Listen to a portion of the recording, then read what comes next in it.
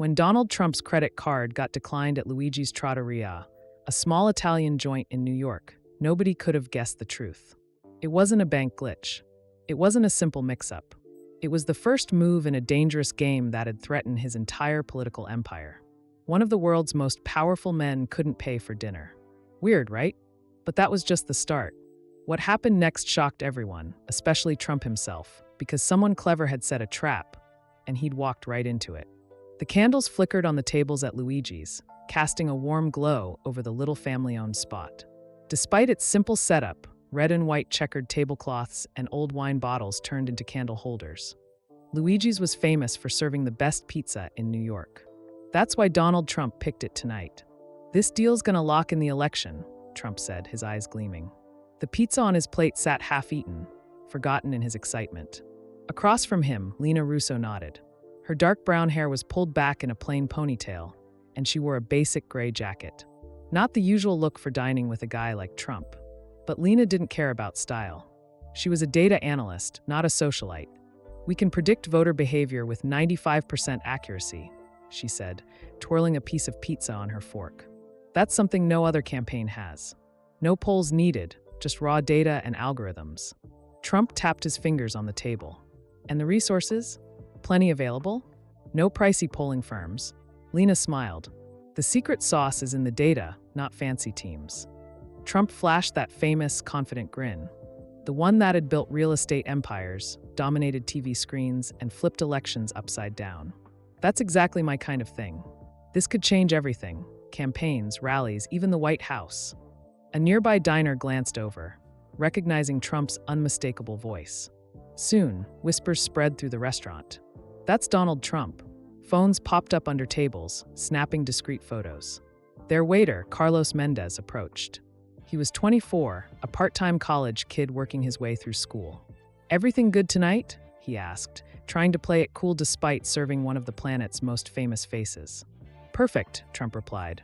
"Best pizza in New York. Reminds me of a spot in Palm Beach." Carlos beamed. His family ran Luigi's. His grandpa had opened it 30 years ago. "Want to see the dessert menu?" Carlos asked. Lena checked her watch. "I should head out soon. Early meeting tomorrow." "Sure," Trump said. "Just the check, please." Carlos nodded and hurried off, his heart pounding. He couldn't wait to tell his grandpa who'd eaten here tonight. "Thanks for making time for this dinner," Trump said to Lena.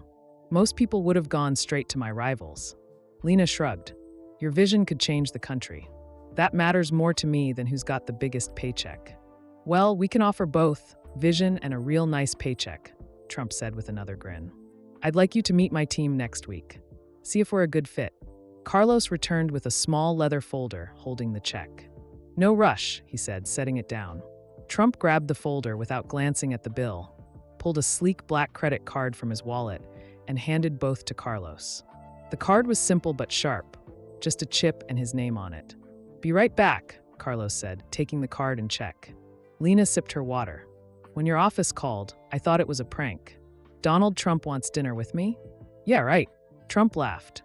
"I hear that a lot. Once I called a real estate guy myself, and he hung up, thought his buddies were messing with him." In the back of the restaurant, Carlos swiped Trump's card through the payment terminal.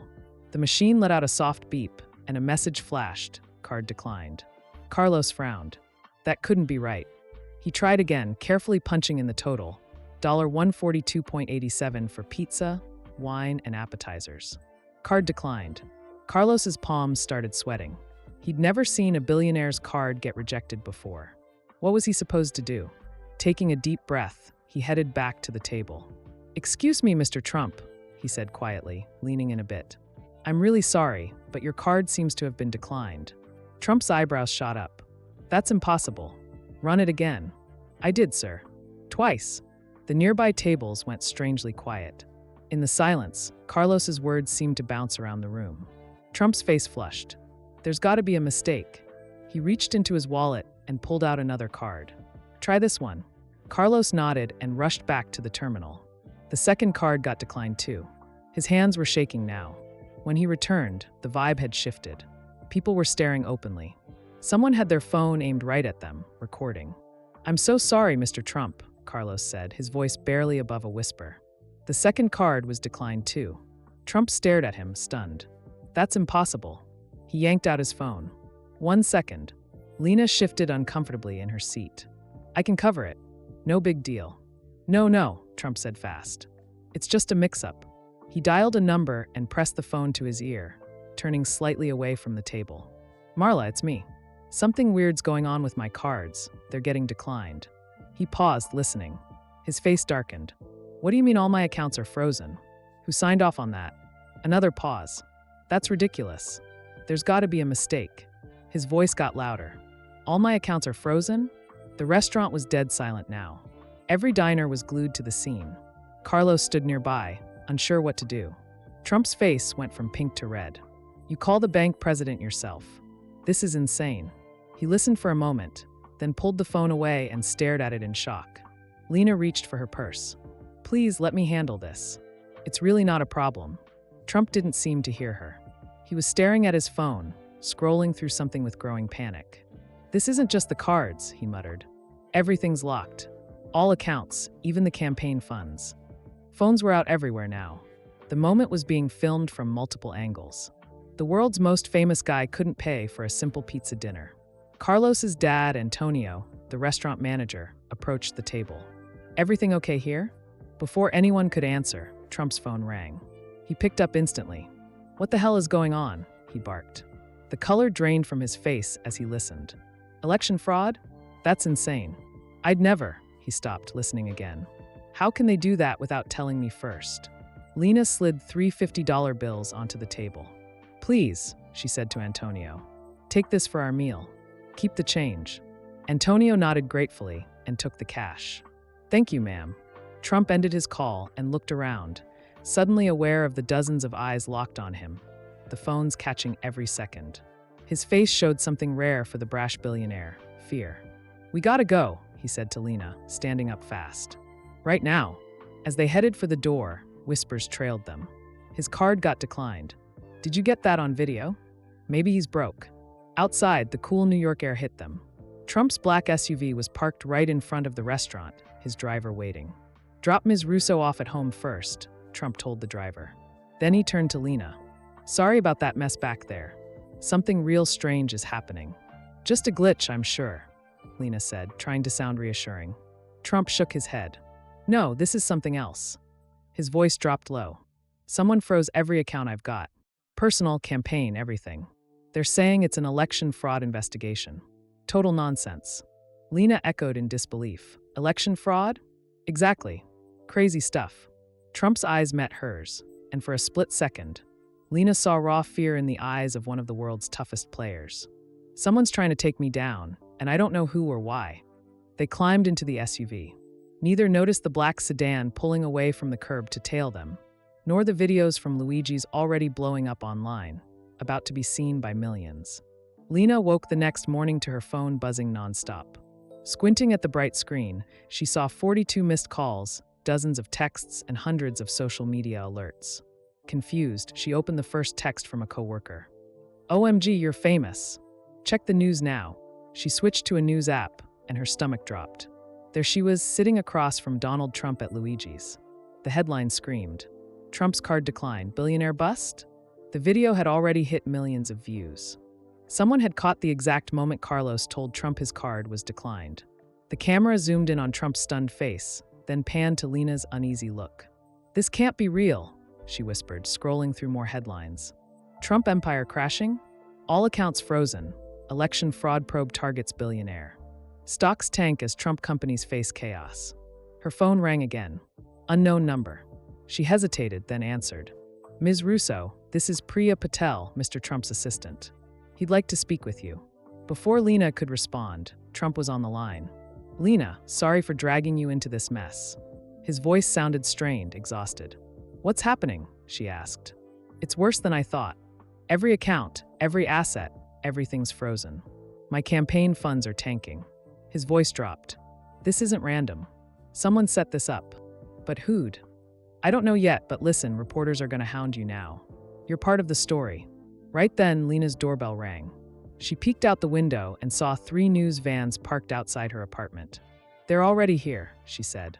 Don't talk to them, Trump said. We need to meet somewhere private. After setting a spot, Lena hung up and stared at her phone. The video was still playing, now with pundits dissecting her expressions, speculating about her ties to Trump, questioning why she'd paid for dinner. Outside Luigi's, it was pure chaos. News vans lined the street, reporters shoving mics at anyone coming or going. Carlos tried slipping in through the back for his shift, but a reporter spotted him. Carlos Mendez, you served Donald Trump last night. Did he seem worried? Was he drinking? Why'd his cards get declined? Carlos pushed past them. No comment, please. Inside, Luigi's was packed, not with regulars, but with people hoping to sit at Trump's table. Carlos's grandma, Maria, the restaurant's namesake, was overwhelmed. 50 years in this country, she said, shaking her head. I've served famous folks before, but never this madness. Carlos's dad, Antonio, was on his 5th interview of the morning. Yes, Mr. Trump was a perfect gentleman. No, I can't discuss our customer's private business. Yes, the young lady paid cash. Carlos's phone buzzed with a text from an unknown number. You saw something big last night. Meet me at Central Park, 2 p.m. Come alone. Across town, in his sprawling penthouse overlooking Manhattan, Donald Trump paced the floor of his office. 3 phones sat on his desk, all buzzing nonstop with calls he wasn't answering. The wall-mounted TVs flashed plummeting stock charts for his companies. Trump Media, Trump Hotels, the works. His assistant, Priya Patel, stepped in with a tablet and a grim look. The campaign donors are freaking out, she said. The banks are demanding statements. The FEC just sent a formal notice about the election fraud investigation. She hesitated, and there are reporters camped out at every entrance. Trump barely seemed to hear her. None of this adds up, Priya. My finances are a mess, sure, but they're airtight, checked 3 times over by the best people. He stopped pacing. This feels off. Priya nodded. I know. That's why it's weird.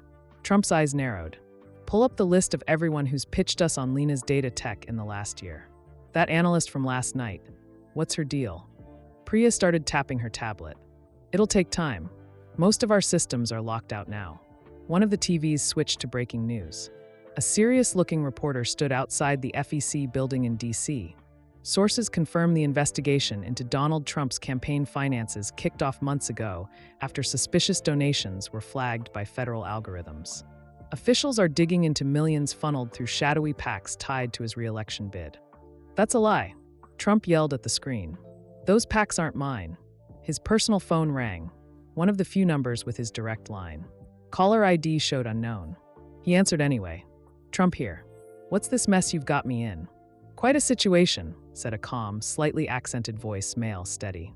Who's this? Trump snapped. Someone who can help for the right price. I don't need shady offers from strangers. You will, the voice replied, when you see how deep this goes. The line went dead. Trump slammed the phone down, his jaw tight. In her cramped apartment, Lena yanked the blinds shut against the reporters outside. Her laptop showed a news site dissecting the Luigi's video frame by frame. The comments were wild. Trump's broke. It's all a front.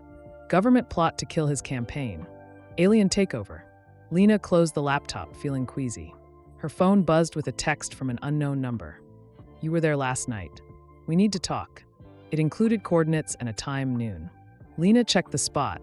Central Park, a quiet area near the lake. Public enough to feel safe, but secluded. Her scientist brain couldn't buy the official story. Election fraud? Trump. The guy was brash, maybe reckless, but not dumb enough to tank his own campaign. Something was missing here. She grabbed her jacket and a bag. She'd scope out the meeting spot early and bolt if it felt off. As she slipped out the fire escape, her only exit without reporters, her phone buzzed with a news alert. Trump companies lose $30 million in market value this morning. She pocketed it. This was bigger than a declined card. FBI agent Sarah Klein spread files across her desk, mapping out cash flows. Her office was small but tidy, just a desk, a whiteboard, and one extra chair. The whiteboard was scribbled with names, PACs, and lines all pointing to Donald Trump. She'd been tracking odd money trails for months. Big sums moving through weird channels, setups that screamed cover-up. But a cover-up for what? She picked up a blurry photo of Lena Russo leaving Luigi's with Trump. Who was this woman? And why was she with him the night his world started crumbling? The door opened, and Agent Mike Torres walked in with 2 coffees. At 32, he was 8 years her junior, but they'd been partners for 3. "You look like you haven't slept," he said, handing her a cup black 2 sugars. "I haven't," Klein admitted, taking a sip. "Something's not right." Torres nodded at the photo. Background on her came back. Sharp data analyst, specializes in voter trends, clean record. Not even a speeding ticket. "What's she got that Trump wants?" Klein mused. "Some next-level analytics. Her old boss says it could predict elections better than anything out there." Klein filed that away. "Treasury called this morning," she added. "Deputy Secretary Hayes himself. Said this goes deeper than we thought. They're giving us more resources and clearance." Torres sat up straighter. Hayes was a big deal. Didn't make casual calls to field agents. "What did he say?" "He sounded edgy," Klein said. "Wouldn't say why." In a sleek law office downtown, Trump sat at the head of a conference table. His legal team, led by Rachel Cohn, a tough woman with short black hair and a knack for winning hopeless cases, laid it out. "The FEC's seized records from your campaign," she said, reading from a tablet. "Treasury's frozen all accounts pending investigation. The SEC's paused trading on your stocks to avoid a market crash." She looked up. "This isn't a normal probe. It's coordinated." "By who?" Trump demanded. "That's the million-dollar question," said Greg Patel, another lawyer. "Or billion-dollar, I guess." No one laughed. "Your accounts aren't just frozen," Cohn went on. "They're legally seized under an investigation we didn't know about until yesterday. No heads up, no document requests, no audits." "That's not how the FEC works," Trump said. "Exactly," Cohn replied, setting her tablet down. "Someone pulled major strings." Trump rubbed his temples. "I've got enemies, competitors, politicians, foreign players. But this," he waved at the chaos. "This is next level." Meanwhile, Lena reached Central Park 30 minutes early. She found a bench with a clear view of the meeting spot, a small clearing by the lake. Joggers and tourists passed by, making it feel safe enough. At noon sharp, a man in his 40s with thinning hair and glasses strolled in. He wore khakis and a button-down, standard office guy look. He sat on a bench, pretending to read a paper, glancing around every few seconds. Lena watched him for 5 minutes before walking over. He didn't seem dangerous, just jittery. "I got your message," she said, sitting but keeping some distance. "Thanks for coming," he replied, folding his paper. "I'm Oliver Kent. I used to work for Trump. What do you want with me?" Lena asked. Oliver checked around before answering. "I know why this is happening to him. And you're in danger too." Lena tensed. "Is that a threat?" "No, a warning." Oliver's hands shook slightly. "I was a junior accountant for Trump's campaign last year. 3 months ago, I spotted weird transactions." "What kind?" "Millions moving through accounts in ways that didn't add up. Donations rerouted, funds shuffled secretly."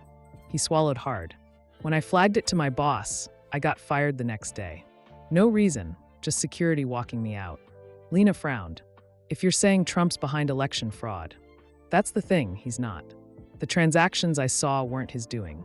Someone hacked into the campaign's financials. Someone with inside access." "Why tell me? Why not the FBI?"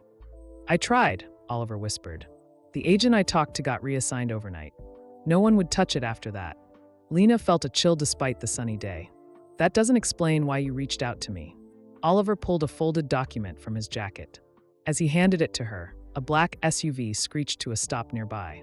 Men in dark suits jumped out, scanning the park. "They found me," Oliver hissed, eyes wide. "Run." Across town, agents Klein and Torres sat in a diner across from Luigi's. Carlos had agreed to meet them during his break and now sat across from them, twisting a napkin nervously. "I already told the reporters everything," he said. "We're not press," Torres reminded him gently. "We just need to know what you saw." Klein leaned in. "The card decline, was that it? Anything else stand out?" Carlos thought for a second. Mr. Trump seemed real shocked. Not just embarrassed, surprised, like he was hearing bad news. "From you?" Torres asked. "No, from whoever he called." Carlos shut his eyes, trying to recall. He said something about accounts being frozen. Then he asked, who signed off on that? Like he couldn't believe it. Klein and Torres traded looks. Was he worried before the cards got declined? Klein pressed. No, he was pumped. Talking about some data tech with the woman. He was all smiles until it went south. After Carlos left, Torres tapped his coffee cup. The story's election fraud, hiding cash for years. But he seemed blindsided. "People act surprised when they're caught," Klein said. "True," Torres nodded. But if you're dodging millions, do you flip out over a $142 dinner bill in public? Klein smirked. Good point. Her phone buzzed with a text from their boss. Back to HQ now. New lead. As they drove off, Klein couldn't shake the feeling they were missing something obvious. The pieces weren't clicking yet. Little did they know, the document Oliver had just given Lena held a clue that could crack it all wide open, if they could stay alive long enough to use it. Oliver grabbed Lena's arm and yanked her up from the bench. Run! They bolted into a thick patch of trees as the men from the SUV stormed into Central Park. Lena clutched the document against her chest, her heart slamming in her ribs. They zigzagged through joggers and tourists, using tree trunks to block the view of their pursuers. Who are those guys? Lena gasped. I don't know, but they've been tailing me for weeks, Oliver panted. Left here. They ducked into a crowded coffee shop called Brew Haven. The place was packed with people glued to laptops. Oliver led her to a back corner table, away from the windows. I think we lost them, he said, peeking toward the entrance. For now. Lena's hands shook as she unfolded the document Oliver had handed her. Her eyes widened. It was a breakdown of her voter analytics system, her exact algorithms, but tweaked in ways she'd never seen. Next to it was a list of names, including hers, under a heading, Project Checkmate. Where'd you get this? She demanded. Oliver ordered 2 coffees from a passing barista, then lowered his voice. It was tied to those weird transactions I told you about. Someone's real interested in your data tech. But why me? Lena pressed. Oliver pointed to her name on the page. It's not just Trump. You're in this too. Your system isn't just for winning elections. Someone's got other plans for it. What plans? I don't know the details, Oliver said as the barista dropped off their coffees. He waited until she left. But the transactions I found, they were moving cash to buy specific gear. Servers, encryption tools, stuff you'd need to scale your analytics big time. That doesn't make sense, Lena said. My system's not even fully rolled out. According to this, Oliver tapped the document. Someone thinks it is. Lena studied it closer. These tweaks, they're boosting the prediction speed by 200%. But it'd overload the system. It'd crash under that kind of pressure. Crash how? Oliver asked. It could misfire, spit out fake voter trends, manipulate results. She looked up, worried. No legit campaign would use this. It's too risky. Then what's it for? Before she could answer, 2 men in suits stepped into the coffee shop. They found us, Lena whispered. Oliver glanced over his shoulder. Back exit now. They slipped through the kitchen, ignoring the cook's shouts, and burst into an alley behind the shop. Rain had started falling, light but steady. We need a hideout, Oliver said, scanning the alley. I know someone, Lena decided. My old mentor. We can trust him. Across town, Agents Klein and Torres reached FBI headquarters. Their supervisor, Assistant Director Paul Evans, waited in a conference room with 2 agents they didn't recognize. This is moving fast, Evans said, skipping the small talk. Treasury just sent new evidence. He slid a folder across the table. These accounts funneled millions through shell packs linked to Trump's campaign. Klein opened the folder and skimmed the bank records. These transactions are strange. How so? Evans asked. They're too neat, Klein said, pointing at the numbers. Real fraud's messy, mistakes backtracks. This looks staged, like it's meant to scream suspicious. Evans frowned. You saying the evidence is fake? I'm saying it needs a harder look, Klein replied carefully. One of the new agents, a stern woman in her 50s, spoke up. Treasury's verified these records, Agent Klein. You questioning their work? Klein met her gaze. I'm chasing every angle, ma'am. That's my job. Back at the coffee shop alley, Lena and Oliver darted through the rain toward a subway entrance. They hopped a train just as the doors closed, leaving the suits behind. Who's this mentor? Oliver asked, catching his breath. Professor David Holt, Lena said. Teaches political science at NYU. He helped me build the original analytics model. Can he help us figure this out? If anyone can, it's him. Meanwhile, Trump stood at the floor-to-ceiling windows of his penthouse, watching rain streak down the glass. Reporters huddled under umbrellas at the gates below. His phone wouldn't stop buzzing, donors, advisors, friends, all wanting answers he didn't have. His empire was unraveling. Campaign access was cut off pending investigation. Emergency donor meetings were happening without him. His private jet was grounded by the FAA for routine checks. Even his smart home system was glitching, lights flickering, heat spiking. Was he paranoid or was someone watching? Priya walked in with her tablet. Here's the list of everyone who approached us about Lena's data tech in the last year. Trump scrolled through it. One name jumped out, Victor Grayson, CEO of Grayson Strategies. They'd met 6 months back. Grayson had offered a crazy sum to partner on Trump's campaign tech, especially the voter analytics. Call Dr. Emily Voss, Trump said suddenly. Priya blinked. The cybersecurity expert? She went dark years ago. I've got her number, Trump said, pulling an old leather address book from a drawer. No digital trace of this contact. That was the point. He dialed. After a few rings, a sharp voice answered. Who's this? It's Trump. I need help. A pause. The big shot calling for a lifeline? Interesting timing. You've seen the news? I see everything. Another pause. You think someone's gunning for you? I know they are, Emily. Can you help? Come to the safe house. Bring cash. Ditch your phone. And don't tell anyone, not even Priya. When? Tonight after dark. And Trump, if you're followed, don't show up. The line cut off. Across the city, Lena and Oliver reached Professor Holt's cluttered NYU office. Rain tapped the windows as Holt, a wiry man in his 60s with messy gray hair, pored over the document they'd brought. This is definitely your system, he confirmed to Lena. But these changes, he shook his head. They've juiced it for speed at the cost of stability. That's what I thought, Lena said. No real campaign would touch it. It's too shaky. So what's it for? Oliver asked. Holt leaned back. Control, maybe. A system this fast could flood voter rolls with fake data, sway counts, even crash election servers. Like rigging an election? Lena asked. Or breaking one, Holt said, pointing to the document. Project Checkmate. Chess term, total victory. Suggests they're not just playing defense. Oliver's phone buzzed with a news alert. He paled as he read it. They've issued an arrest warrant for Trump. Election fraud, securities violations, conspiracy. Lena snatched the phone. The article showed Trump's photo next to claims of millions stashed in secret PACs and years of shady deals. This is nuts, she said. From what you've told me, someone else moved that money, Oliver said. But they've pinned it on him perfectly. Holt flipped on the office TV. Every channel blared the same news. Trump was a fugitive. His properties in New York, Florida, and D.C. were being searched, but he was gone. He's vanished, Holt said. Lena shivered. He's running. Smart move, Oliver muttered. If he turned himself in, who knows what'd happen. Then Lena's phone rang, unknown number. She hesitated, then answered on speaker. Ms. Russo, this is Agent Sarah Klein, FBI. We need to talk about your dinner with Donald Trump. Oliver shook his head frantically, mouthing, don't trust them. I've already told reporters all I know, Lena said cautiously. This isn't about the dinner itself. It's about what you discussed, your data tech. Lena's pulse raced. How do you know about that? We're investigating financial moves tied to your work. We need to meet in person. I'm tied up right now, Lena said.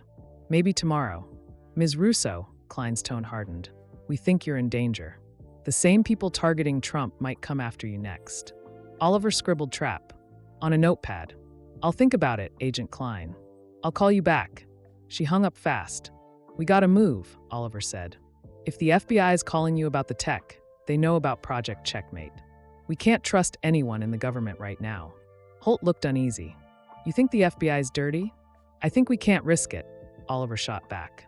Whoever's behind this has insane reach, freezing Trump's cash, slapping an arrest warrant on him, syncing up federal agencies. Where do we go? Lena asked. Oliver paused. I've got a cousin, Ethan. Ex-CIA, paranoid as hell. He's got safe spots. Can we trust him? More than anyone else right now. As night fell, Trump prepped his escape. He swapped his suit for jeans, a faded hoodie, and beat-up sneakers, stuff he'd never be caught dead in. He stuffed $50,000 cash into a backpack with some basics. The penthouse's back service exit had no cameras by design. Security was about keeping people out, not in. Slipping past his own guards, Trump hit the service road to a public street. The rain was perfect cover. Most folks stayed inside. He pulled his hood low and walked fast, just another guy rushing home. 2 miles out, he ducked into a corner store and bought a cheap burner phone. Then he called a rideshare with a fake name. The driver, a college kid named Jake, didn't glance twice at his passenger, too busy griping about tuition. Where to? Jake asked. Highway 9 North, Trump said. I'll guide you from there. As they pulled away from the city, Trump glanced back at the glowing skyline. The empire he'd built was turning on him. Who could pull this off? Who had the juice to take down a guy like him overnight? The rideshare dropped Trump off at a quiet stretch of Highway 9. Rain drummed on the roof of an abandoned gas station where he waited, hood pulled low. Headlights cut through the dark, and he tensed, ready to bolt. A beat-up pickup rolled up. The driver's window slid down, revealing a woman in her 50s with gray-streaked hair in a tight bun, Dr. Emily Voss. She hadn't changed much since their old business days, just a few more lines around her eyes. "Get in," she said, "and ditch your shoes." Trump blinked. "What? Your shoes off now." Her tone left no room for argument. He climbed in, yanked off his sneakers, and handed them over. Voss examined one, digging a pocket knife into the sole. She pulled out a tiny metal disc, smaller than a dime. "Tracker," she said, holding it up. "Military grade." She chucked it into a puddle outside. "Whoever's after you isn't messing around." "How'd you know?" "It's what I'd do." She shifted the truck into gear. "We've got 30 minutes before they notice the tracker's dead. Let's move." They drove in silence through twisting back roads, finally turning onto a hidden dirt path. A mile later, a small cabin appeared, tucked among pines. "Home sweet home," Voss said. No Wi-Fi, no smart gadgets, nothing traceable. Inside, the cabin was cozy, solar lights, a wood stove, walls lined with books. A desk held custom tech, rugged computers, odd antennas. "Just like old times," Voss said, starting a kettle.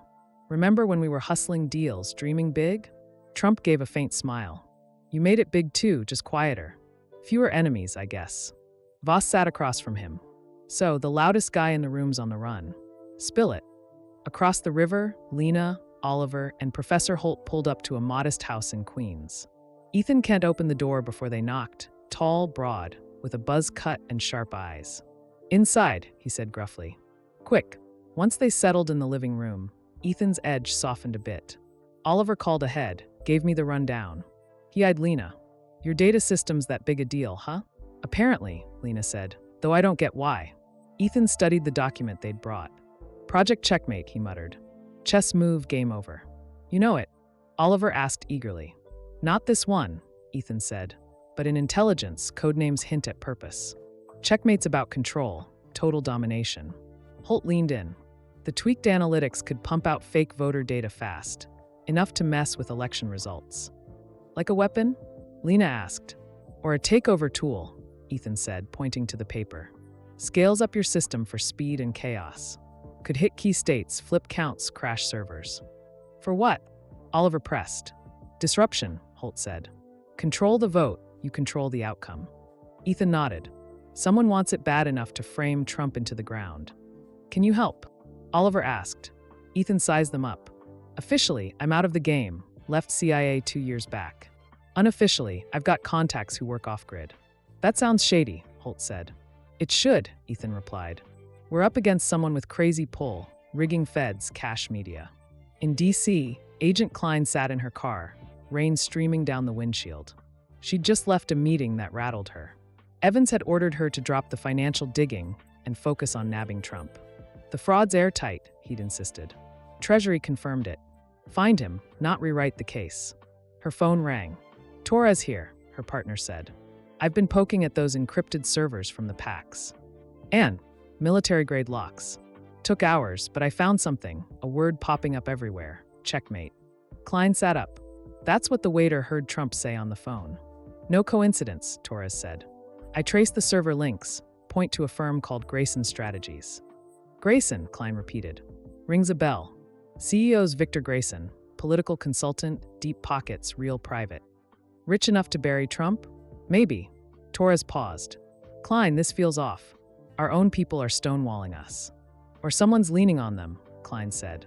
"Keep it quiet. Meet me at the usual spot in an hour." Back in Voss's cabin, Trump watched her work. Her fingers danced across keyboards, screens flashing code and data. After an hour, she leaned back. "The attacks on you match a pattern I've seen before." "What kind?" Trump asked. "Same tricks Grayson Strategies pulled on smaller campaigns, 3 in the last 5 years. All had game-changing tech or data. All got hit hard. What happened to them?" 2 folded, sold out to Grayson's shell groups. The third guy died, playing Crash, right before a deal. Trump's face tightened. So I sell or I'm toast? Pretty much. Voss pulled up another screen. I've tracked Grayson for years. They're pros at grabbing leverage, data, influence, whatever, by any means. And Grayson runs it all? He's the frontman. But Grayson Strategies is bigger, a network. Power players, ex-spooks, insiders. Trump paced the cabin. A bunch of outfits pitched me on Lena's data tech last year. Patriot Polling, Victory Insights, Grayson Strategies. All Grayson fronts. Yup, Voss confirmed. They tried buying legit, you said no. So they went dirty, tanked you to force a fire sale. But why? Trump stopped. What's so special about this data that Grayson risked everything? Voss's fingers flew again. I've been digging into the tweaks they made. It's not just election wins. It's built for something bigger. Something that needs to flip votes fast, then burn out. Like what? I've got a hunch, but I need more juice. She looked grim. Whatever it is, it's worth ruining you to get. At Ethan's place, Lena wrestled with the same question. She spread her original analytics specs across the table, comparing them to the checkmate version. They've rewired the output, she told the group. Mine was steady long-term trends. There's pumps fake data in bursts, enough to overload systems quick. One-shot deal. Ethan asked. Yeah, Holt added. Like a blitz, hit election servers, then vanish. But why? Oliver said. Ethan traced a map on the table. These tweaks target swing states, Ohio, Florida, Pennsylvania. High-stakes spots. Not just winning, Lena realized. Breaking the whole game. Holt nodded. But we still don't know who's pulling the strings. Oliver's phone chirped with a news alert. Grayson offers to stabilize Trump campaign assets amid chaos. Perfect timing, Ethan said dryly. Vulture circling the corpse. We need to tell someone, Holt insisted. Who? Oliver shot back. The FBI hunting Trump? Treasury that froze him blind. Lena decided. We've got to reach Trump direct. I think I know how. In D.C., Agents Klein and Torres faced heat. Evans glared across his desk. You were told to find Trump, he said. Instead, you're chasing Grayson Strategies and bugging Treasury. Explain. Sir, we think the evidence against Trump's cooked, Klein said cautiously. Cooked? Evans scoffed. By who? Why? Grayson, or someone tied to them, Torres said. To snag a data system Trump wouldn't sell. Evans's face shifted, just a flicker. Agent Torres, step out. Once alone, Evans leaned in. Klein, I've known you a decade. You've got instincts. But drop this for your sake. Sir, it's bigger than you think. National security stuff. What stuff justifies framing a guy like Trump? Evans's jaw tightened. That's all I'll say. Find him. Leave Grayson alone. That's an order. After Klein left, Evans dialed a number. She's not letting go, he said quietly. We might need to push harder. Morning light filtered through the pines as Dr. Voss hunched over her computers in the cabin. She hadn't slept. Trump dozed on a cot nearby, his face tense even in rest. Trump, she called sharply. I've got something. He snapped awake, instantly alert. What? Check this out. She pointed to a flowchart on her screen. The financial hits on you follow a sequence. First, they cut off your campaign funds, then your business reserves, then personal accounts. Matches Tactics Grayson Strategies used on 3 smaller targets in the last 5 years, all with killer data or influence. What happened to them? Trump asked. 2 caved, sold to Grayson fronts under pressure. The third guy vanished, car wreck, week before a deal. Trump's expression darkened. So it's sell or sink? Yup. Voss pulled up another screen. I've been tracking Grayson for years. They're tied to dozens of power grabs, data, elections, you name it, by hook or crook. And Victor Grayson's the puppet master? He's the face. But Grayson's a machine, big shots, ex-intel, political insiders. They don't mess around. Trump paced the small cabin. A bunch of players came at me about Lena's data tech last year. Patriot Polling, Victory Insights, Grayson Strategies. All Grayson's masks. Right, Voss confirmed. They offered cash, you shut them down. So they flipped the script, smeared you to snatch it cheap. But why? Trump stopped. What's so hot about this data they'd burn me to get it? Voss tapped away. I've been breaking down the changes they made.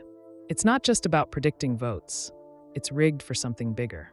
Something that can flood systems with fake numbers fast, then crash. Like what? A hunch, Voss said, her face grim. But I need more dirt. Whatever it is, it's worth torching you over. Across the city, Ethan Kent spread a map across his kitchen table in Queens. Lena, Oliver, and Professor Holt crowded around.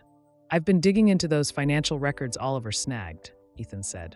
They're not fraud, they're payments. For what? Lena asked. Heavy-duty gear for scaling your data system. Servers, encryption, satellite links. Industrial amounts. Oliver frowned. But why hide it? Because they don't want anyone knowing they're gearing up to weaponize your tech, Ethan said, pointing to dates on the documents. This started 3 months back, right after Trump stiffed Grayson's offer. Holt whistled. They've been planning to steal it all along and frame Trump to force a collapse. Lena studied the map. These red dots, what are they? Grayson owns sites, Ethan explained. All retooled lately for high-end data ops. They're prepping something massive, something tied to your system. But why mine? Lena pressed. What's so special they'd go this far? Ethan pointed to the checkmate papers. Your setup cracks a problem they've had, speed and scale. It's compact, fast, and can push fake voter data in bursts. Election sabotage, Holt said quietly. They're turning your tool into a sledgehammer. In Manhattan, agents Klein and Torres watched Grayson's Strategies HQ from their car, a slick glass tower in the financial district. Those servers we traced link straight here, Torres said. But no warrant. Judge Carter shot us down flat, Klein said. Same judge who greenlit Trump's arrest warrant in record time. Convenient, Torres muttered. Too many coincidences. Torres handed Klein a folder. I dug into the Treasury folks who froze Trump's accounts. Deputy Secretary Hayes got a $4 million wire to an offshore account 3 days before the probe went live. Klein's eyes widened. Sloppy for a cover-up. They didn't need clean, just quick, Torres said. Klein, I think we've been played. They used us to gut Trump. Then we fix it, Klein said, starting the car. We need Lena Russo. She's the key. At Ethan's, Lena's phone pinged with an encrypted message from an unknown sender. Data tech rigged for vote flood. Grayson buyer. Trump obstacle. Watch your back, EV. Who's EV? Oliver asked, reading over her shoulder. No clue, Lena said. But they know about the sabotage. Ethan looked impressed. That's CIA-grade encryption. Whoever this is, they've got skills, and they're on our side. Holt pointed to Lena's original specs. I've been cross-checking their tweaks. They're pushing your system to pump fake data into voter rolls, millions of entries near instant. For what? Oliver asked. A shadow election, Ethan said. Plant bogus votes everywhere, then trigger chaos when they're caught or not. My work was supposed to help campaigns, Lena said, shaken. Not break democracy. It still can, Oliver said. But we've got to stop Grayson first. How? Holt asked. How do we fight a crew that can sink Trump overnight? The answer might lie with this EV, whoever they were. Media buzz around Trump hit fever pitch. News choppers circled his empty penthouse. Reporters ambushed his staff and kids. Late-night hosts cracked jokes about the billionaire fugitive. Headlines screamed, Trump tumbles. Campaign cash conspiracy. In Voss's cabin, Trump watched it on a small battery-powered TV, his jaw tight. They're painting me like some cartoon crook, he said. Classic smear, Voss agreed. Turn the world against you so no one digs deeper. She pointed to her screen. I've pinned the brains to Victor Grayson. The moves match his playbook, just way bigger. Grayson, Trump said, recalling. He pitched me last year. Huge offer for my campaign tech, especially Lena's piece. I told him to shove it. And that's when they started, Voss said. First quiet probes, then harder hits, now this full-on takedown. But why? Trump pressed. What's this data got that's worth all this? Voss dug deeper. The tweaked version's built for a specific job, flooding voter systems with junk data in one shot. Perfect for something that needs to flip an election fast, then vanish. Like what? A theory, Voss said uneasy. But it's big, control the game big. At Ethan's, Lena had a breakthrough. Her encrypted app showed a new contact request from EV. This has to be them, she told the group. Careful, Ethan warned. Could be a setup. She sent a test. Need to reach DT. Got critical checkmate info. Can you help? The reply was instant. Verify. What wine at dinner? Lena grinned. Only someone close to Trump would ask that. She typed, Montepulciano 2018. A pause then. Ready for secure call in 30 minutes. The wait dragged like hours. When her phone rang, they huddled around as she answered on speaker. Ms. Russo, Trump's voice crackled through. We're short on time. You've got stuff on Project Checkmate. Yeah, Lena said. Grayson's warped my data tech to flood voter systems. Fake counts, swing states. Deployment set for key districts. We've pieced some of that together, Trump said. Voss thinks it's a network, bogus data dumped all at once. But why? Control, Oliver cut in. Rig the election or break it. The trillion-dollar question, Trump said. Anne, the line went dead. Lena tried calling back. Nothing. At that moment, in Voss's cabin, the window shattered. A canister crashed in, spewing thick smoke. Gas! Voss yelled. Out now! As they stumbled for the door, black-clad figures burst in from every side. Trump's luck had just run dry. Trump dropped his phone and followed Voss, coughing through the smoke filling the cabin. The front door was blocked by armed figures in black gear and gas masks. Voss yanked him toward the bathroom. Back way, she rasped, shoving aside a curtain to reveal a small hatch in the wall. They squeezed through as the intruders stormed the bathroom behind them. The tight tunnel spat them out into a storm cellar 50 yards off, a relic Voss had built for days like this. Split up, she wheezed in the fresh air. They'll expect us together. Where? Trump asked, still hacking from the gas. Little town called Pinewood, 20 miles south. Rusty Nail Cafe, noon tomorrow. She pressed a small gadget into his hand. Panic button. Only if you're dying. Before he could argue, Voss vanished into the pines. Trump bolted the other way, mind racing. Who'd tracked them? The cabin was off-grid, no signal, no trace. As he crashed through the woods, one thing hit hard. Hiding wasn't cutting it anymore. With Voss's help, he'd glimpsed the conspiracy. Now he had to flip the script and expose it. But how? In Queens, Lena, Oliver, Ethan, and Holt stared at her dead phone. What happened? Holt asked. They got cut off, Lena said. Or nabbed, Ethan finished grim. Oliver paced. So what now? Lena squared her shoulders. We go public. It's our best shot. The media's already sold on Trump being guilty, Oliver argued. They won't buy it. We don't need everyone, Ethan countered. Just one solid reporter. I've got someone, Holt said. Julia Pierce, New York Herald. Old student of mine, sharp, ethical, loves a good scoop. Can we trust her? Lena asked. More than most, Holt said. She's all about the truth. Ethan nodded. Set it up, but public spot safe. Holt dialed. Julie a bit fast, suggesting a meet at the Herald's offices that night. As they prepped their evidence, Lena's phone buzzed with a text from an unknown number. Don't do it. You're in over your head. She showed the group. Grayson, Oliver said. They're watching us. Ethan grabbed her phone, inspecting it. Compromised. They're listening, texts mic everything. He dropped it in a glass of water. They know our play. Then we switch it, Lena said. We move the meet to now. At FBI HQ, Agents Klein and Torres reviewed grainy footage from cameras near Voss's area. They'd traced Trump's call to Lena's phone. There, Torres said, pointing at a hooded figure at a gas station. That's Trump buying a burner. So Voss is hiding him, Klein said. Old business pal, cybersecurity guru, dropped off the map years ago. Perfect cover. But where's her place? No records, Torres said. She's a ghost. Klein's laptop pinged with a news alert. Trump sighting? Fugitive spotted in Herald meet tonight, Russo to speak. It's a setup, Klein said. If Russo's got dirt to clear him, they won't let her talk. We've got to beat them there, Torres said, grabbing his coat. Klein hesitated. This is off book now. Since when do you pick rules over right? Torres grinned. Klein smirked. Fair. As dusk hit, Trump hoofed it to Pinewood. His face was plastered everywhere, so he kept low. A diner TV showed the news alert about Lena's Herald meet. His gut sank. She was walking into a trap. Whoever hit the cabin would gun for her next. He had to warn her, but first he needed wheels. In the diner lot, he spotted an old sedan, keys in the ignition, small town trust. He left $500 cash on the seat with a note, borrowing this. Back soon. Then he peeled out for the city. In Manhattan, Lena's crew reached the Herald building. Security ushered them to a conference room where Julia Pierce waited. Mid-30s, keen eyes, no-nonsense vibe. Holt vouches for you, she said. I'm listening. But these are wild claims against heavy hitters. I need proof. We've got it, Lena said, unpacking her docs. As guards locked the exits, the lights cut out. Emergency glow kicked in, casting shadows. Stay cool, Ethan said, hand on a concealed piece. This is standard. The door swung open before he finished. In the dim light, Trump stepped in. It's me, he whispered. We're out of time. Trump. Julia gasped, reaching for her phone. No pics, Ethan snapped, snagging it. This ain't a story yet, it's survival.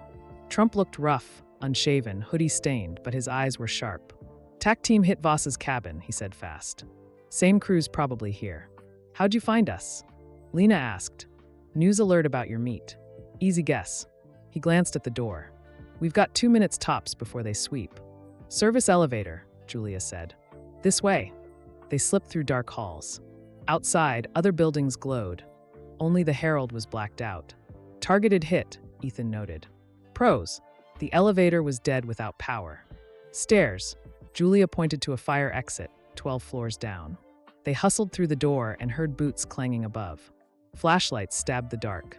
Down fast, Ethan hissed. They hit the 9th floor when the door above burst open. Split up, Trump said. Too easy to pin us all. No dice, Ethan shot back. Together we live. No time, Lena said. 9th floor's got a skybridge to the next tower. They darted out into a maze of cubicles.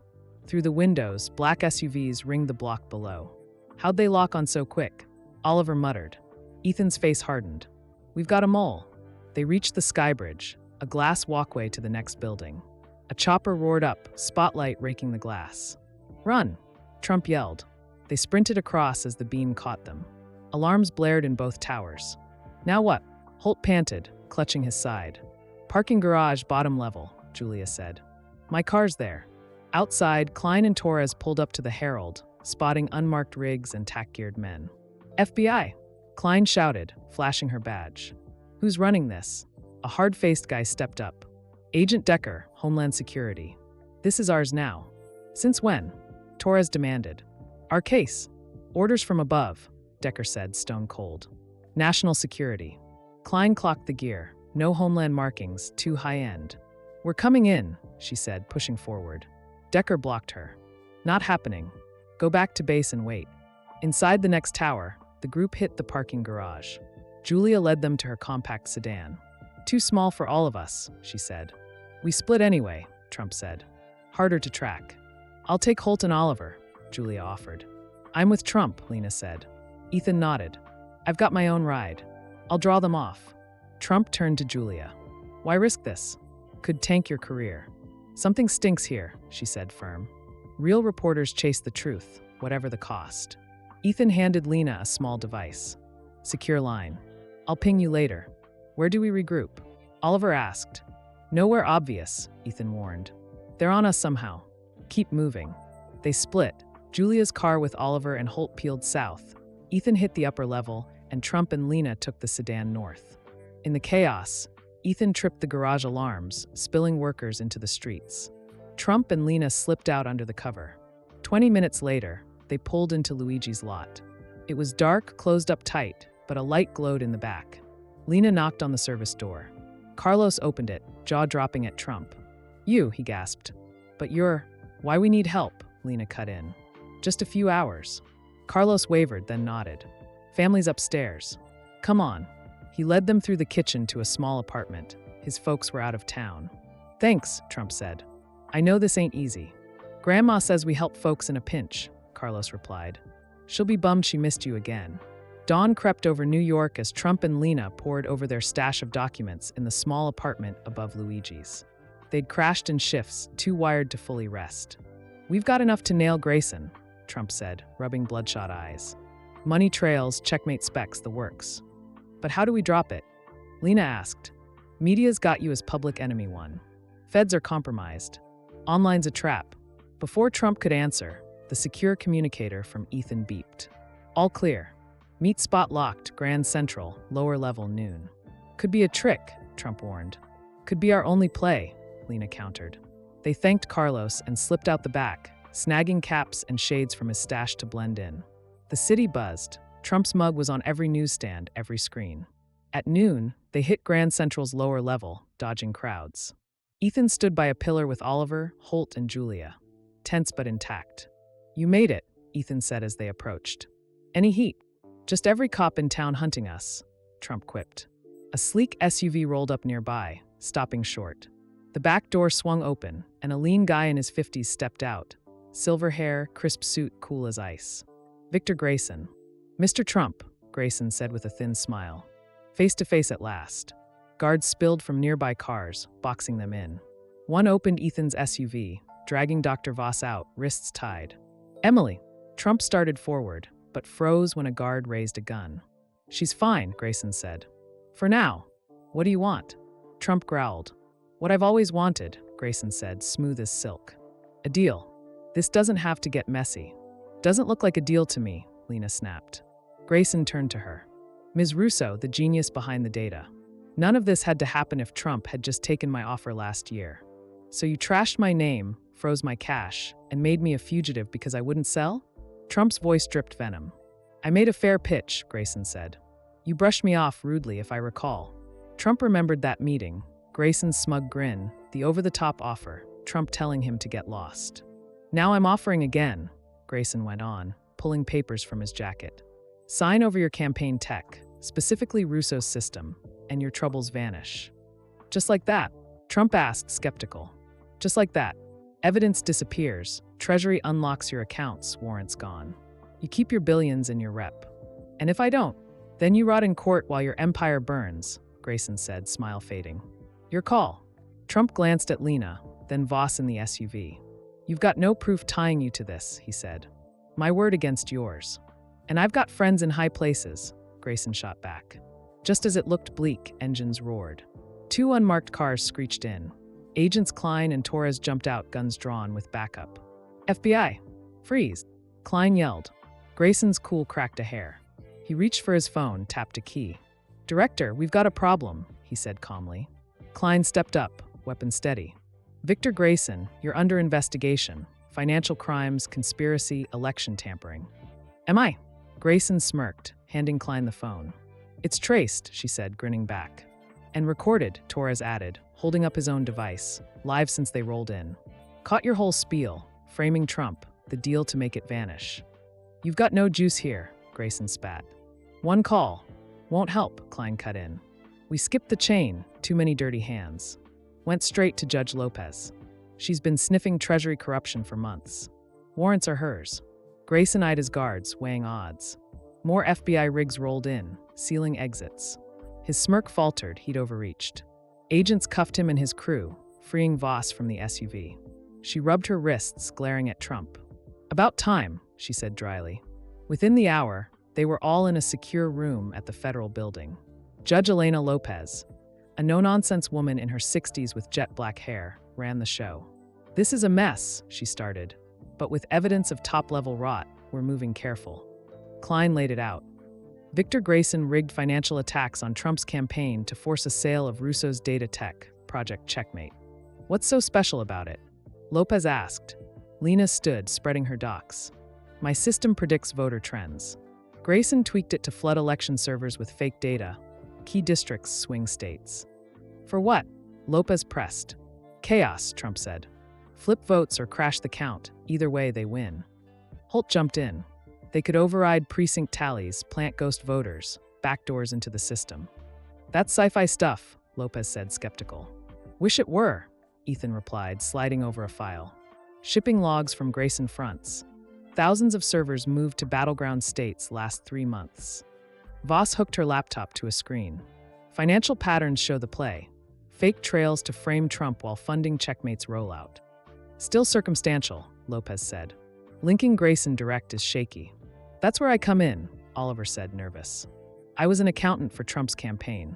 Saw odd transactions, got canned when I flagged them. He dropped a flash drive. Copied these before they bounced me. Emails between Grayson and the finance crew running the scam.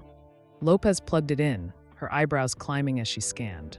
Solid, she said, but not a slam dunk for a plot this big. There's more, Trump added. That night at Luigi's, when my card tanked, Carlos, the waiter, heard my call. All eyes hit Carlos, brought in as a witness. He cleared his throat. Mr. Trump was floored when his card got declined. Called someone, asked why his accounts were frozen. Said, who signed off on that? And on whose say? He paused. Then he dropped a name, sounded like Checkmate. Stuck with me, 'cause it's chess, you know. Anything else? Lopez asked. Carlos nodded. Yeah, he said, Grayson can't pull this. Clear as day. Trump blinked. I said that. You did, Carlos confirmed. I didn't know Grayson then, but it sounded big. First I heard his name tied to my accounts, Trump realized. Whoever I called must have spilled it. We need them here, Lopez said. Janet Lee, my campaign CFO, Trump said. She took that call. Torres made a call. Ms. Lee's on her way. While they waited, Voss kept digging. Each move doubled up, pinned Trump while bankrolling checkmate. But why him? Your campaign had the infrastructure, Holt said. Servers, reach, stuff they couldn't build fast without eyes on them. And the heat from framing me hid their real game, Trump added. Janet Lee walked in, a poised woman in her 40s, blonde bob, sharp suit. She froze at Trump. Janet, he said. Thanks for coming.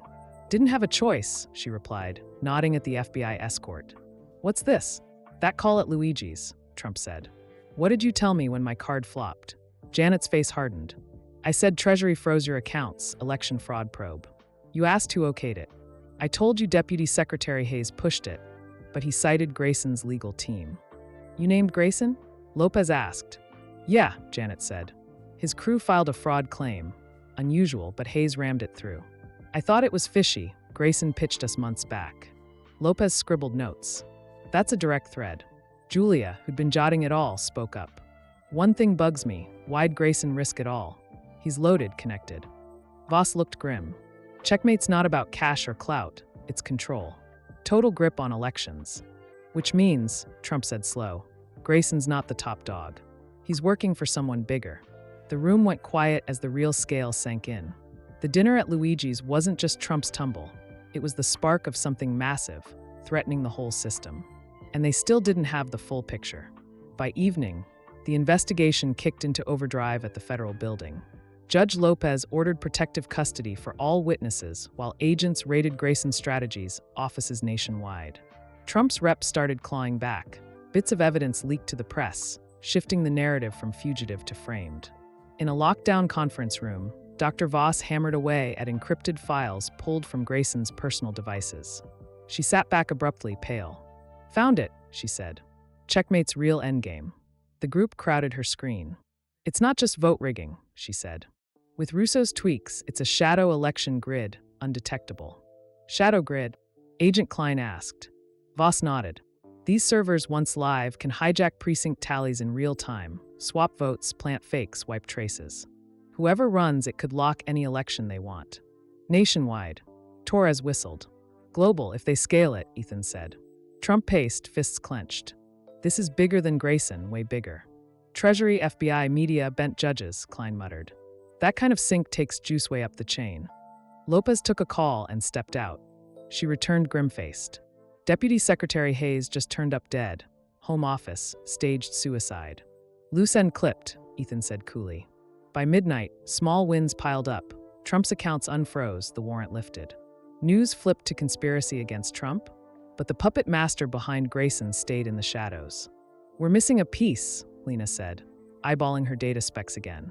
These tweaks are slick, tailored for something I can't pin yet. Maybe we're coming at it wrong, Holt suggested. Don't ask who's got the power. Ask who'd cash in most from rigging elections flat out. Foreign players? Oliver threw out. Corporate sharks? Or someone already stacked, craving more, Trump said. Someone who knows the system cold. As they sifted evidence, Lena straightened. Hold up, these code patterns in Checkmate, I've seen echoes before. Where? Trump pressed. My grad program. A prof worked on voter flow models, same vibe, just cruder. He in on this? Torres asked. Lena shook her head, staring at the screen. No, but he had a star student who went into political consulting. Someone who gets data and election guts. Who? Everyone leaned in. Before she could answer, gunfire cracked outside. Lights died instantly. Emergency glow flicked on, casting eerie light over stunned faces.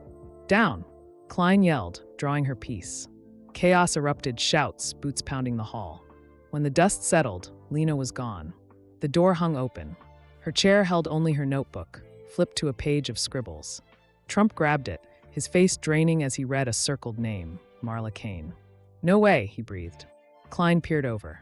Who's that? My right hand, Trump said slow. Campaign chief, knows my cash, my moves, my dirt. She was on that call at Luigi's when my card flopped. The waiter? Torres asked, confused. No, Trump said, voice low. The one who set up the dinner, pushed me to meet Russo. Holt gaped. That's insane. She's been with you forever. Or playing me, Ethan said darkly, tracking how close we got to the truth. Why frame me, though? Trump asked, reeling. Why not just sell the tech to Grayson? Voss scanned the notebook, then froze. Because she needed your machine, your campaign's reach, your servers. Snagging your whole operation was the goal. And my card tanking that night? Trump pressed. No fluke, Voss said softly. The spark to light it all up, years in the making. The blow hit Trump hard. That dinner wasn't random. Marla's pitch to meet Lena, her calm on the call, her nudging him toward the edge. It was her game from jump. Klein holstered her gun. If Kane's the brains, where's she now? Grabbed Russo, Ethan said. She's tying off risks. We've got Grayson's files, Oliver said, rattled. Can't we use them? Only if we find her first, Torres replied. Across town, Lena came to a dim basement, hands zip-tied, head throbbing. A figure stepped from the shadows. Marla Kane, blonde, poised, mid-40s, all business. Sorry about the rough stuff, Marla said, voice smooth. Couldn't let you spill. Spill what? Lena spat. That you screwed Trump to steal my tech. Marla smirked. Close. Your system's the key, checkmate's heart. With it, I don't just win elections, I own them. You're nuts, Lena said. Trump trusted you. And that's his flaw, Marla replied. Trusting too much. Grayson was a tool, useful till he wasn't. Now it's my turn. She tapped a laptop, showing live feeds of servers humming in dark rooms. These go live in 48 hours, every swing state, every precinct. Game over. Lena's stomach dropped. You'll never pull it off. FBI's got Grayson. Grayson's a fall guy, Marla said. And the FBI's chasing ghosts. I've got bigger friends, ones you don't cross. Upstairs, a door banged open. Marla's guards tensed as Ethan crashed in, gun blazing. 2 shots, 2 bodies down. He cut Lena loose. How'd you? Tracked your phone till it died, he said, handing her a pistol. Let's move. They bolted up a stairwell, alarms screaming. Outside, a black van screeched up, Oliver at the wheel, Holt shotgun. Go! Ethan yelled, shoving Lena in. The van peeled out as Marla's backup swarmed the street. Back at the federal building, Trump's crew regrouped, minus Lena. Marla Kane, Trump said, still stunned. She ran my campaigns, knew every play. And sold you out, Voss said, pulling Grayson's files. Her name's buried here, coded emails, backdoor deals. She's been at this year's. Why now? Julia asked, pen flying. Election's close, Klein said. Perfect window, chaos hides the swap. We've got proof, Oliver said, shaky. But she's got Lena, and checkmate's live soon. Then we hit back, Trump growled. Find her, stop this. Ethan's secure line buzzed. Lena's voice crackled through. I'm out. Marla's got servers ready to flip the vote in 48 hours. Where are you? Trump asked. Headed north. Ethan's got a safe spot. She's not alone, Ethan cut in. Someone's bankrolling her big time. Trump's jaw tightened. We've got Grayson's dirt. Use it to trace her. On it, Voss said, diving back into the data. Outside, sirens wailed as feds locked down the block. The dinner at Luigi's had cracked open a beast. One threatening not just Trump, but the whole game. And time was ticking. Lena gripped the pistol Ethan had handed her as the van barreled north through the night. Oliver floored it, weaving past sleepy towns while Holt clutched the dashboard, pale. Ethan scanned the rearview. No tail yet, he said. But Marla's cruise fast. Lena's hands shook, her mind racing. She said 48 hours till checkmate goes live. Every swing state, every vote. How do we stop that? We've got Grayson's files, Oliver said, voice tight. Proof's there, her emails, the server buys. Proof's useless if we can't find her, Ethan shot back. She's got a head start and muscle. Where's the safe spot? Lena asked. Old CIA stash house, upstate off-grid, Ethan said. We regroup, hit her with everything. The van screeched into a dirt lot an hour later, a rundown cabin tucked in the woods. Inside, bare bulbs flickered over cracked walls and a table piled with gear, laptops, radios, guns. Ethan booted up a rig while Holt spread their docs. Marla's got servers staged, Lena said, tracing the checkmate tweaks. My system's rigged to flood precincts with fake votes, clean, fast gone. Scale's insane, Ethan muttered, eyeing shipping logs. Dozens of sites, Ohio, Georgia, Michigan battlegrounds. She's not just flipping an election, Holt said. She's breaking the system. Chaos so bad no one trusts the count. Oliver frowned. But why? She's got no shot at running herself. She's not the endgame, Lena realized. She said bigger friends, someone else wants the keys. Ethan's secure line pinged. Trump's voice cut through. Russo, you okay? Yeah, she said. Marla grabbed me. Checkmate's live in 48. She's not alone. We've got Grayson's dirt, Trump said. Voss is cracking it. Marla's all over it, coded deep. Enough to stop her? Lena asked. If we find her, Voss chimed in. She's got layers, shells inside shells. But I've got a lead server hub upstate. Coordinates match your path. Send it, Ethan said. Plugging them into a GPS, we're close. Careful, Trump warned. She's got juice we don't see yet. Back at the federal building, Trump's crew huddled. Voss, Klein, Torres, Julia, Oliver's evidence stack growing. Klein paced. Marla Kane, Trump's insider. How'd she hide this long? Played loyal, Trump said grim. Ran my campaigns, knew every dime, every move. And flipped it, Voss added, screens flashing. Grayson was her front, patsy to take the fall. These emails, she's been at this since your last run. Why now? Julia asked, scribbling. Election's tight, Torres said. Window's perfect. Mess up the vote. No one questions the fix. She's got a buyer, Klein said. Someone big enough to greenlight this. Voss pulled a file. Check this, coded drop to MK. Marla Kane, links to a DC burner. Power player, shadow level. Who's got that pull? Trump pressed. Cabinet? Senate? Higher. Working it, Voss said, diving deeper. Klein's phone buzzed, FBI alert. Kane cited upstate New York, armed crew. She's on the move, Klein said. Matches Voss's hub. We roll, Torres said, grabbing his vest. Wait, Trump cut in. Russo's crew's near there. Let him hit first, we back him. Risky, Klein warned.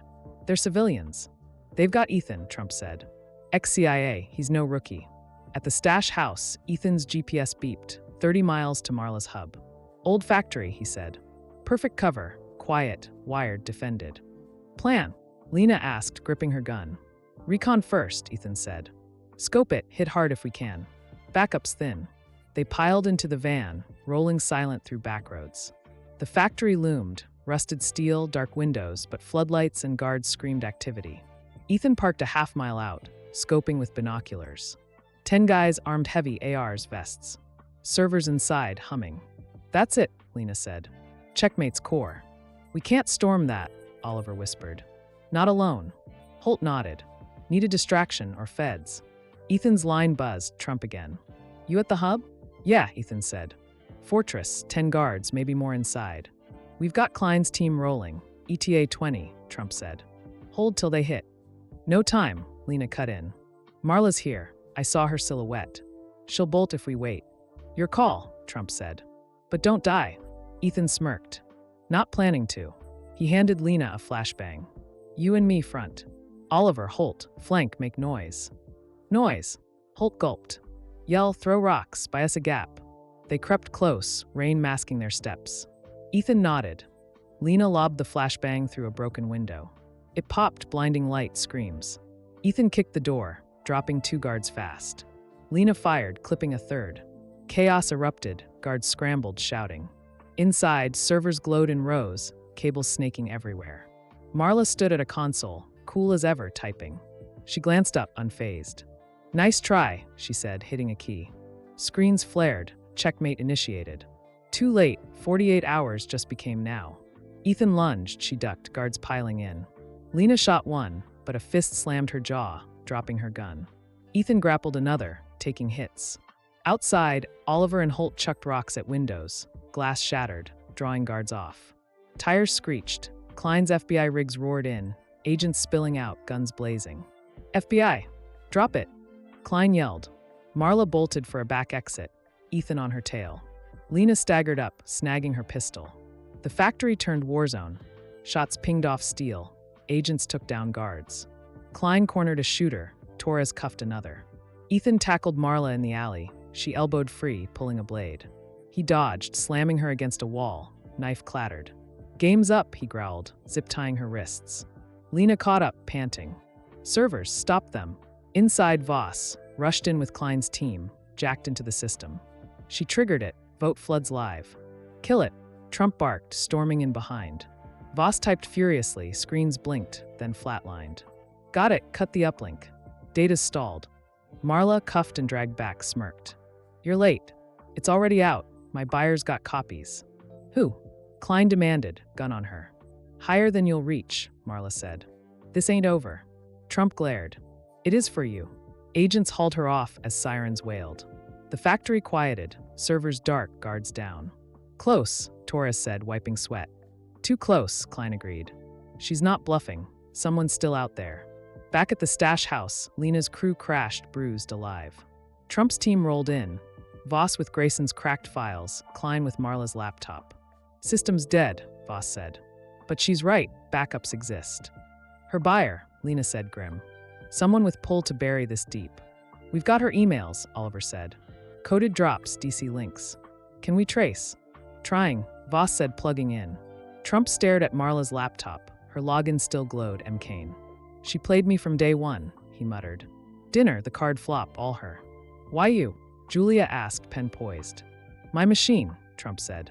Campaigns reach, servers, data, voters. She needed it all. And someone needed her, Ethan said. This ain't one woman's gig. Klein nodded. We've got her, but not the head. The room buzzed as Voss dug, lines of code, encrypted pings. A name flickered, redacted, then vanished. Blocked, she cursed. Top-tier wall, gov level. Higher than Grayson, Trump said slow. Higher than Marla. The dinner at Luigi's had peeled back a monster. One still lurking, claws out, waiting. The stash house hummed with tension as Voss pounded away at Marla's laptop, her screen a blur of code. Trump, Lena, Ethan, Oliver, Holt, Klein, Torres, and Julia crowded around, battered but locked in. She wasn't kidding, Voss said, voice tight. Checkmate's core is dead, but backups are live, scattered, encrypted off-site. Her buyer, Lena said, rubbing her bruised jaw. They've got the keys now. Who's got that kind of reach? Klein asked, pacing. DC burner pings, gov-grade walls. We're talking top-shelf power. Cabinet? Intel. Torres threw out. Higher, Ethan said grim. Marla said bigger friends, someone who can lean on feds, treasury, the works. Trump stared at the laptop. M. Kane still glowed on the login. She built this under my nose, years, right in my camp. Your machine was the prize, Voss said, digging deeper. Campaign servers, voter data. Stuff they couldn't grab without your collapse. And I handed her the reins, Trump muttered, fists clenched. Oliver clutched Grayson's files. We've got her emails, coded drops. Can't we trace the buyer? Trying, Voss said, fingers flying. A line flickered, recipient, shadow, then locked. Blocked again, same gov wall. Shadow, Klein repeated. Codename, or a ghost, Ethan said. Someone untouchable. Julia scribbled fast. Why'd they need Marla? Why not go straight? Denability, Holt said. She's the cutout, takes the fall, they stay clean. Lena eyed her specs. My tech's the backbone, floods votes, flips counts. But these tweaks, they're tuned for something bigger. Bigger how? Trump pressed. Total lock, Voss said, pulling a schematic. Not just one election, every election. A grid to choke the system for good. Dictator stuff, Torres whistled. Or kingmaker, Klein added. Whoever's got this picks winners forever. Ethan's secure line buzzed, static, then a voice distorted. You're digging too deep, it rasped. Back off or vanish. Who's this? Trump barked. Shadow. Silence, then a click. Burner, Ethan said, checking the device. Untraceable, pro-job. They're spooked, Lena said. We're close. Close don't cut it, Klein snapped. We've got Marla, Grayson's dirt. Where's the head? Voss slammed her laptop shut. Last ping, DC Capital Zone. That's all I've got. Then we go there, Trump said, standing. Hit M where they live. Suicide, Torres warned. Feds can't touch that level without blowback. We're past rules, Klein said, grabbing her badge. Lopez'll back us, she's clean. The crew piled into 2 cars. Trump, Lena, Voss, Ethan in one, Klein, Torres, Oliver, Holt in the other. Julia stayed back, drafting the story. Break it wide, Trump told her. Truths are shot. They roared south, rain slashing the windshield. DC loomed, Power City, now a nest. Voss hacked on route. Marla's files spat a breadcrumb. Shadow, meeting, 2200 hours, Lincoln Memorial. 2 hours, Ethan said, clocking it. Trap or gold mine. They hit the memorial at 21:45. Dark, wet, empty but for tourists. Ethan scouted. Two suits lingered by the steps, earpieces glinting. "Guards," he whispered. "Big fish inside." Lena gripped her gun. "Plan. Bluff," Trump said. "I'm the bait. They won't shoot in public." "Crazy," Klein hissed. "Works," Ethan grinned, handing Trump a wire. "We've got ears." Trump strode out, hood up, straight for the steps. The suits tensed, hands on holsters. "Easy, boys," he said loud. "Just a guy wanting answers." A figure emerged, tall, gray suit, face shadowed. "Trump," he said, voice smooth, familiar. "You don't quit." "Should I know you?" Trump asked, stalling. "Not yet," the man said. "But you've cost me Marla Grayson checkmate." "Shadow." "A name," he shrugged. "You're late, the grid's live. Votes flip tomorrow, your election's dust." "Who are you with?" Trump pressed. "Above your pay grade," the man smirked. "Think bigger, past presidents, past borders." Ethan's voice crackled in Trump's ear. "Feds inbound, keep him talking." "Why me?" Trump said. "My campaign's small fry." "Your reach," the man replied. "Voters' data, Marla saw it. We needed your fall to rise." Klein's rigs rolled silent. Agents spilled out, guns up. "FBI! Hands!" Torres yelled. The man spun, guards drew, shots popped. Ethan tackled Trump down as bullets pinged marble. Lena fired back, dropping a guard. Klein winged the other. The man, Shadow, slipped the chaos, vanishing into the dark. "Lost him," Torres cursed, cuffing a guard.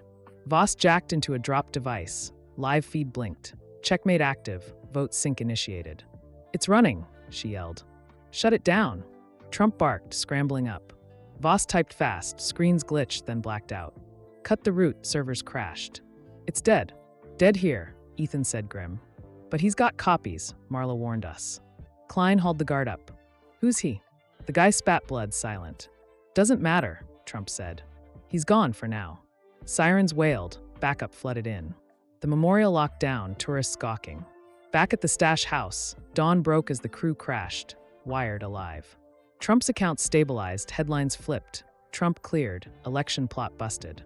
Marla's mugshot splashed screens, Grayson's too. But Shadow stayed a ghost. "We stopped it," Lena said, exhausted. "This time," Ethan corrected. "He's out there, next election, next move." "We've got the files," Oliver said, shaky. "Enough to hunt him?" "Maybe," Voss said, cracking Grayson's last drive. A name flashed, redacted, then locked. Still walled, untouchable. "Not forever," Trump growled. "He's got my scent now." Klein nodded. "FBI's on it, Lopez too. We'll dig." Julia's story hit, Trump framed, Shadow election exposed. Phones buzzed, millions read, shared. "Close call," Torres said, slumping. "Too close," Holt agreed. "But we won." "Won the battle," Trump said, staring out. "War's still on." That dinner at Luigi's had ripped open a beast. One beaten back, but not dead. Shadow lingered, waiting. And that's the end of this wild ride. Where are you tuning in from? If you love this story, give it a thumbs up and subscribe for more crazy tales like this. Share it with your crew. Spread the word, keep the vibe alive. Your support fuels more edge-of-your-seat stories. Thanks for sticking with us. Catch you in the next one.